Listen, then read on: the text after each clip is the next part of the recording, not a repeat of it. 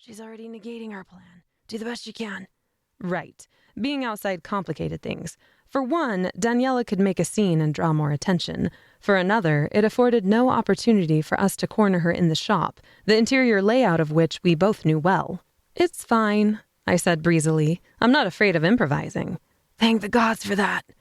Cautious of each rustle of movement around me, I casually approached. Fortunately, this tiny town barely moved. Few witches were visible. By design, no doubt. What baby abductor wanted to draw attention? While I trust in you to be wise, I don't trust Daniela. My aunt wouldn't take kindly to anything happening to her grandson, Roggenwald said. I'll restrain my womanly impulse to breastfeed.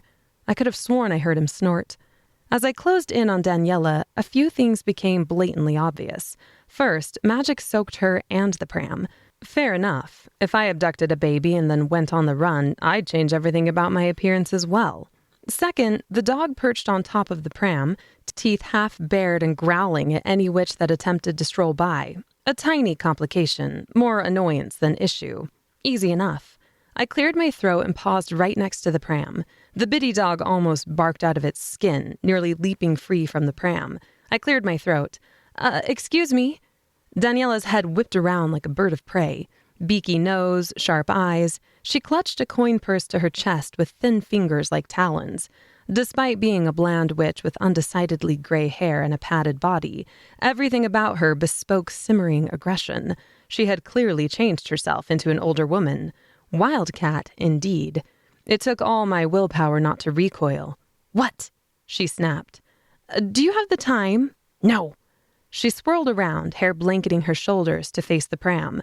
A chain wrapped her wrist and strung over to the handle on the pram, jostling with her quick movements as she shoved it forward. She's attached to the pram, I told Roggenwald. Metal chain, easy to snap, but would cost the element of surprise. Unless it's enchanted. She's thoroughly soaked in magic, so it's impossible to tell. No transporting the pram away. No. I scooted to the side to force Daniela to look at me. I'm sorry, but do you know whether this potion shop is open? She snarled. I just walked out of it, didn't I? Did you? Yes. So it's open. She jostled the pram over a rock, nearly knocking the small dog off the top. It yelped, sprawled its paws, and held on for dear life.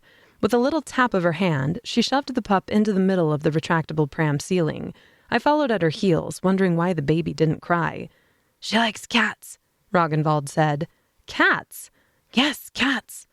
The woman skidded to a stop, forcing me to wheel to the side to avoid slamming into her spine.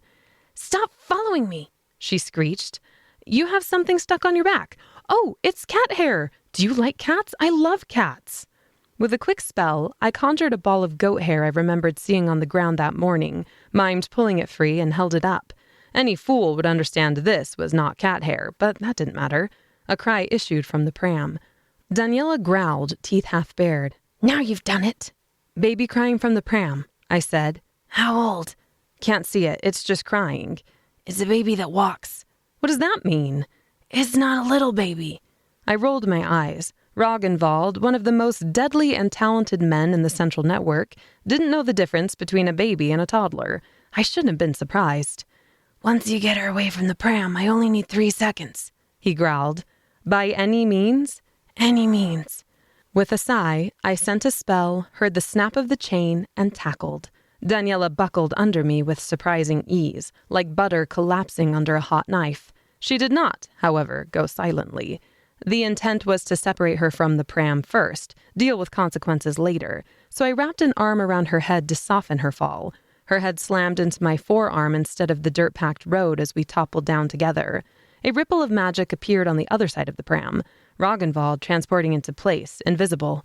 Spastic barking filled the air. The commotion of Daniela's wild shrieks and attempts to gouge my eyes out with her nails distracted me from the pram lurching away. The dog leaped free to land on my back, claws digging deep. The pram vanished entirely. I shouted as those nails swiped across my shoulder blades. Baby stealer! She screamed. She stole my baby! No, I didn't. I'm right here. Her shrieks echoed through the village, drawing eyes. Witches congregated in the street, amassing in a closing circle. Help! She shouted. Get off me! I rolled free. Hair tousled, she bolted upright. Half of her head had grayish blonde hair. The other...